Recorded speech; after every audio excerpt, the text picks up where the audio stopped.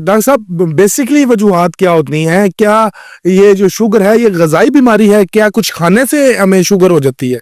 देखिए, ये बहुत बड़ी मिथ है कि शुगर सिर्फ ग़िज़ाई बीमारी है। मेरे पास तकरीबन मेरे पेज से और ऑनलाइन प्लेटफॉर्म से हमारे पास सैकड़ों बल्कि हज़ारों अब तो पेशेंट्स हो गए जो अगर जिनसे हम पूछें तो उनमें से 50% बंदा वो होगा जो कहेगा मुझे शुगर जो है वो टेंशन की वजह से हुई है, ग़िज़ा की वजह से नहीं हुई है।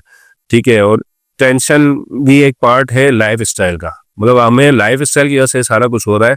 वरना अगर हम अपनी हिस्ट्री देखते हैं तो एशियंस जो है वो 1000 साल से चावल रोटी खाता आ रहा है। ठीक है, एशियन पॉपुलेशन, लेकिन काम क्या था उनका? काम था खेती बाड़ी, उनका काम था मजदूरी। वो ऐसे काम करते थे जो कि एफर्ट वाले होते थे।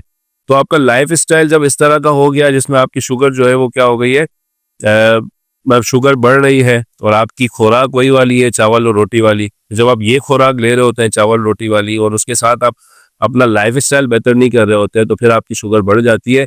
लेकिन इसको सिर्फ खास कर देना कि यार शुगर सिर्फ ग़िज़ाई बीमारी, ऐसा नहीं है।